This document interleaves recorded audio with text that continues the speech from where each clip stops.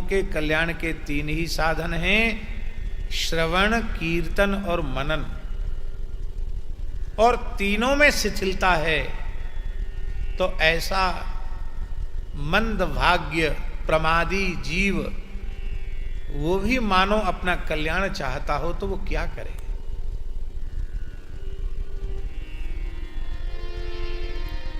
सूत जी कहते हैं उस जीव के, महाराज जी वेंकटेश स्वामी जी क्या बात कह रहे थे याद है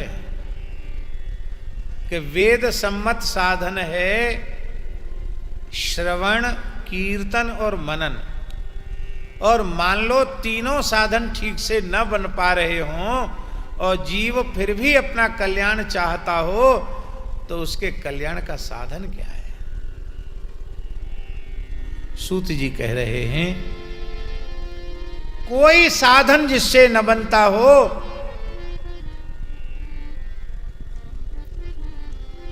वह साधक भी श्रवणादित्रिके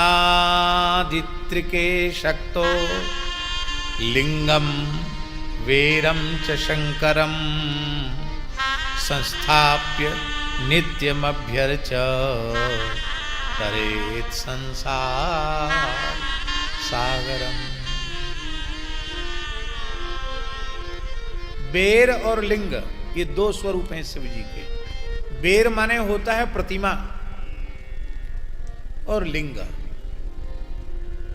भगवान शिव की प्रतिमा और भगवान शिव का लिंग। इसको बहुत सरल शब्दों में समझें। लिंग शब्द का अर्थ क्या होता है? लिंग शब्द का अर्थ होता है लक्ष्म, चिन्ह, प्रतीक।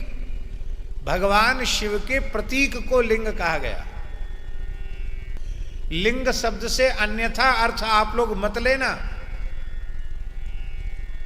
भगवान शिव के दो स्वरूप हैं, एक सकल और एक निष्कल। निष्कल माने निर्गुण निराकार।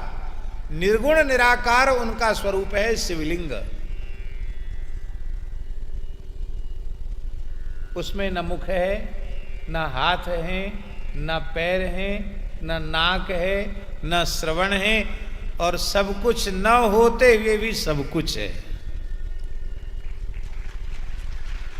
बिनु पद सुने बिनु पद चले, सुने बिनु काना, कर बिन कर्म करे विधि नाना। वो स्वरूप है शिवलिंग का। और एक स्वरूप है वेर। वेर माने उनकी प्रतिमा जिसमें उनके पूरे स्वरूप का दर्शन हो। इसलिए संपूर्ण पूजा तब होती है जब लिंग और वेर दोनों एक साथ हों। इसलिए प्रतिमा न हो तो कम से कम चित्रपट ही सही, भगवान शिव पार्वती का पूरे शिव परिवार का एक चित्रपट अवश्य शिवालय में रखना चाहिए। प्राचीन परंपरा शिवजी का जहां लिंग होता है वहां शिवजी की मूर्ति भी होती है। तो जो श्रवण, कीर्तन, मनन ना भी कर सके वो अपने घर में शिवलिंग की स्थापना कर ले, शिवजी की स्थापना कर ले और रोज शिवजी को बहुत सस्ती सेवा पूजा है शंकर जी की। सब देवता महंगे हैं, शंकर जी सबसे सस्ते हैं। एक लोटा जल चढ़ा दो, ऐसे ऐसे करके गाल बजा दो, बग बग बम बम बम बम कर दो, उसी में शंकर जी प्रसन्न हो गए। थोड़े अक्षत चढ़ा दो, बिल्वपत्र चढ़ा दो और कोई महंगा वाला फूल नहीं, आक धतूरे का फूल आप चढ़ा दो। इतने से ही भगवान शिव प्रसन्न हो जाते। कोई साधन न बने, रोज शिवलिंग का अर्चन करो, इतने से भी तुम संसार सागर से मुक्त हो जाओगे।